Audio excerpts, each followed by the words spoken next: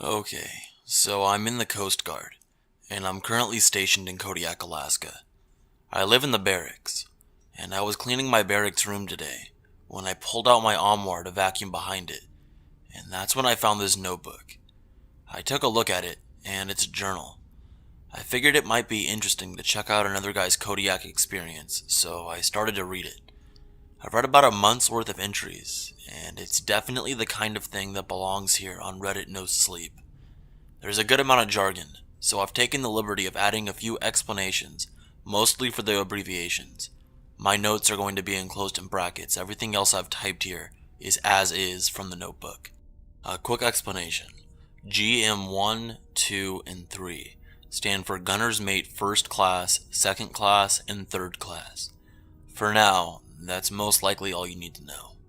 So, let's begin. January 1st, 2012. I reported to my new unit today, Air Station Kodiak, Alaska. I'm really excited. Out of all the units I could get sent to, I get sent to the one with a TV show about it. If you had told me 10 years ago that I'd be living in Alaska fixing machine guns for a living, I'd have laughed right in your face. Just goes to show you, you never really know what's coming, I guess. Anyway, my new boss, GM1 Roberts, picked me up at the airport this morning. And it's a tiny airport too. There's only one gate, and baggage claim is a window that they drop your suitcase through. GM1 is a really nice guy. He helped me with my bags and took me out to breakfast, then drove me around and gave me a tour of the town and base. We finished up the tour at the barracks, where GM1 helped me bring my bags to the front office, and then left with a hearty, "See you in the morning," since it's Sunday. They don't have a permanent room for me yet, but they got me set up with a bed in the squad bay, a big room with multiple beds in the basement, and the guy at the front desk said I should have a room by tomorrow. I was a little worried at first, because the squad bay has like 20 beds in it, but there's only 2 other guys staying in there right now, so we all have plenty of room. I'm really looking forward to starting work tomorrow, and getting my own room. One of the other guys in here just went to sleep, and he's snoring pretty loud. January 2nd, 2012. First day at work today. I think I'm really going to like it here. I didn't get to do any actual work, because I spent most of the time walking around in my dress blues, checking in with various people.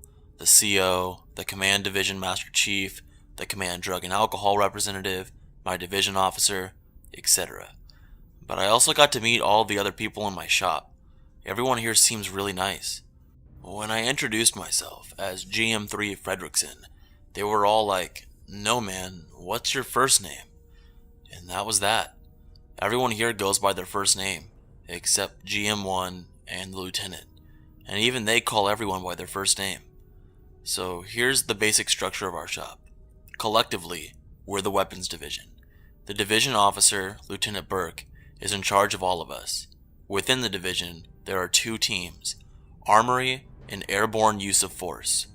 Airborne Use of Force, or AUF, is made up of about 80 guys, AMTs and AETs, which are Aviation Maintenance Technicians and Avionics Electrical Technicians, whose job is to fly around in helicopters and shoot shit. I'm in the Armory. GM1 Roberts is in charge of us. Under him is GM2 Jameson, and then me. We do maintenance and repair on the weapons the AUF guys use, and we also handle all the ammo and give basic marksmanship training to new AUF gunners. All in all, it seems like a pretty badass way to make a living. I'm looking forward to starting some actual work tomorrow. Anyway, after work, I got checked into my very own room in the barracks, and I lucked out too. Rooms in the main building have 2 beds, and no alcohol is allowed. But I managed to get a room in the 21 and up building, which is down the road a little from the main building. The rooms there only have 1 bed, and you can have alcohol in your room. I'm glad I managed to get in here, and not just because it means I get to have a beer after work without having to walk through the snow. You see, the main building is recently renovated, so it has this sterile, clinical feel, like you would expect from a military building. Fluorescent lights, long straight hallways, white walls and ceilings, and that blue carpet with little red flakes in it that you always see in public buildings. It feels more like a human resource storage facility than a home. Barracks 8, my building, on the other hand, hasn't been renovated since it was built in the 80s, And with the government always being about 10 years behind the times, that means it has a really homey 70s feel to it. The carpets are softer and a darker shade of blue. The walls are beige on top and green on the bottom, with little wood panels separating the two colors. There's a nice living room with soft couches on each of the 2 floors, and the second floor is a kitchen with a full-sized oven and fridge, a deep freezer in case you bag any deer or fish, a dining table, a pool table, a poker table, and even a stereo system. There's even an old-school wood-paneled mechanical vending machine in the first floor hallway. My room is nice too. The bed is relatively soft, and instead of the usual itchy gray wool blanket, they gave me a soft green warm comforter. There's a small recliner, desk and chair, a nightstand, 2 dressers, an armoire, a mini fridge, and a microwave. And there's even a bathroom between every 2 bedrooms, with a door on either side so you can get in from either room. And the toilet is in a little stall, so your neighbor can come in and use the sink or shower, without having to watch you take a dump. Definite plus. The only weird thing is that in order to save space in the bedrooms, they built the bathrooms sticking out into the hall a little bit, so the whole hall follows this zigzag pattern, added to the old incandescent lights being a little bit dim, and some of them being out altogether. The overall effect is a little odd. You can't see from one end of the hallway to the other. In fact, you can't see more than 8 or 10 feet in either direction because of the curves. Okay, so I finished writing that last paragraph and then went out to have a smoke. It's only like 6, but since it's January in Alaska, it gets dark around 4, so it was pitch black outside except for a little light above the door. While I was out there smoking, the door on the second floor opens, and this guy steps out onto the porch and just stands there. He doesn't light up a smoke, or go downstairs to the parking lot, or anything. He just stands there. And then as I'm looking at him, I realize I can't see him very well, because the porch light is behind him, and he's being backlit by it. But I think he's looking at me. No, staring. He's just standing there, totally still. And the longer I look at him, the more I'm sure that he's staring back at me. I wave at him, but he doesn't move. He just stands there, staring. So I stand there, looking back at him, for so long my cigarette goes out. I go to relight it, and when I look back up, the dude is gone. No tracks in the snow, and I didn't hear the door open. He's just gone.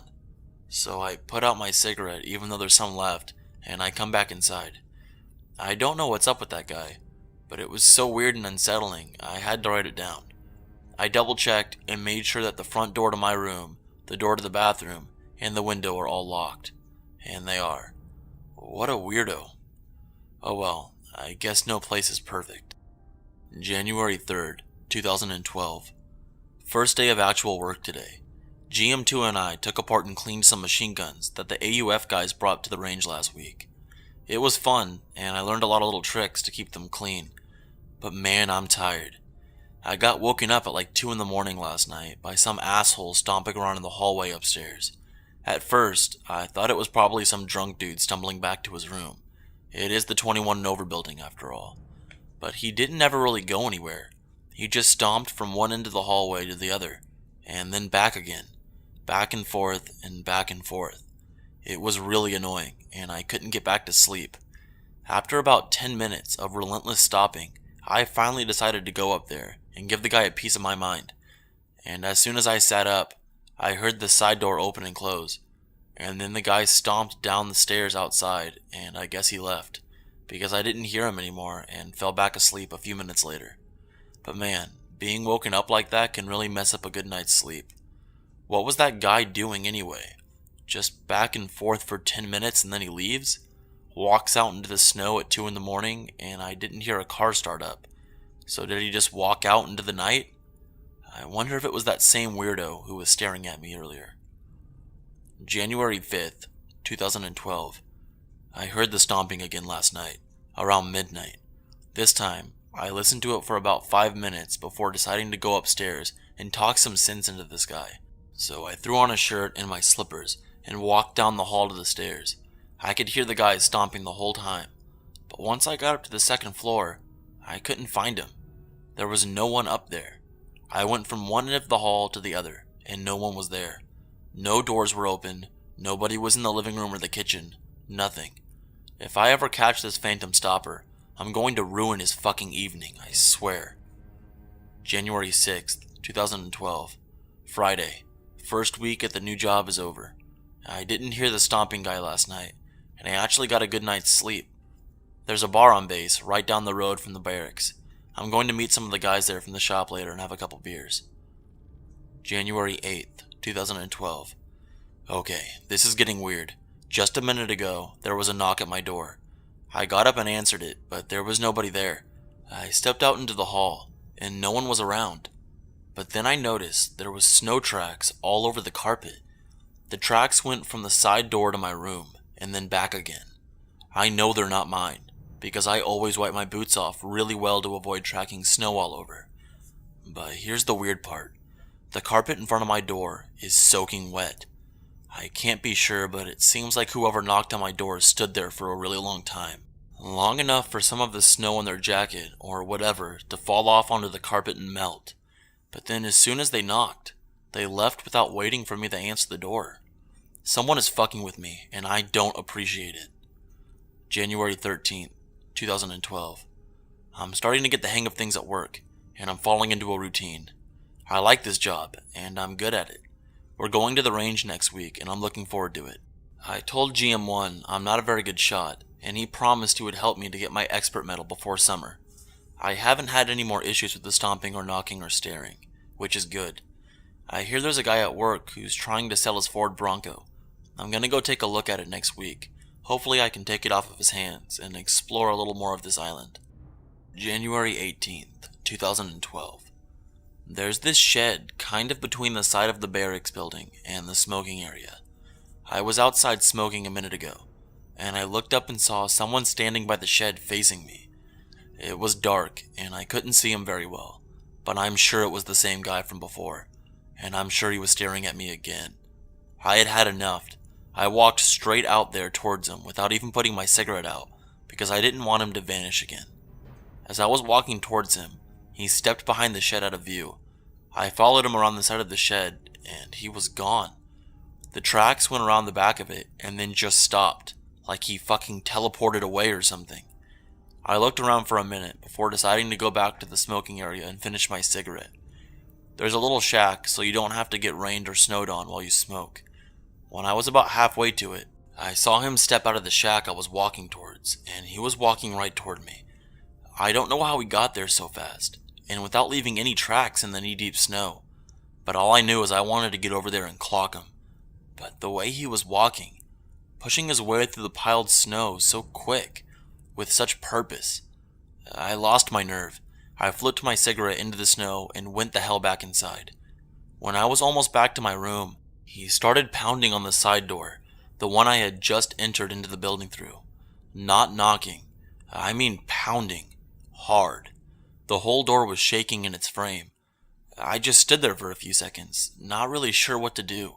And then one of the guys down the hall came out of his room and yelled, "What the fuck is going on?" And the pounding just stopped. He asked me if I knew what that was about, and I told him what happened. We called the front desk to complain, but nobody answered. I don't know what that guy's problem is, but I'm starting to get a little scared. January 19th, 2012. I bought that Bronco today. After all that's been going on, I need to get away from the barracks for a while. So I talked my buddy Jack into going camping this weekend. I rented a tent and stuff from the MWR, the Morale, Welfare, and Recreation Building, and bought some beer and food and firewood. We're leaving tomorrow and coming back Sunday.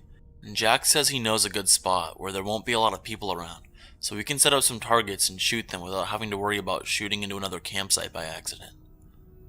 January 22nd, 2015. The camping trip was exactly what I needed.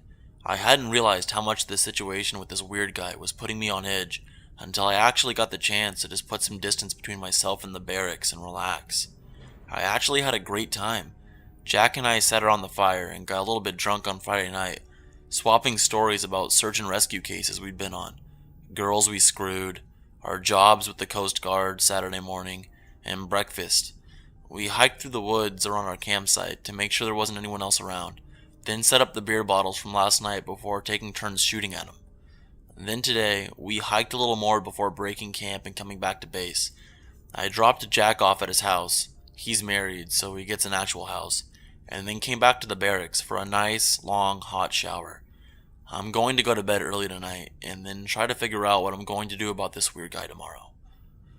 January 23rd, 2015. This afternoon, when I came home from work, I saw my next door neighbor, the one I shared my bathroom with, going into his room with some luggage. I asked him if he was going on leave, and he said no, he was just coming back. He had gone to Anchorage over the weekend with some friends for a snowboarding trip. I asked him what the trip was, and he said it was good. We said goodbye, and we went into our respective rooms. But here's the thing. Yesterday evening, while I was in the shower, I heard the door leading from my neighbor's room into our shared bathroom open. I heard him walk over to the sink and turn on the water. He ran the water for a couple minutes. It sounded like he was washing his face or something. Then shut off the water, went back into his room, closed and locked the door.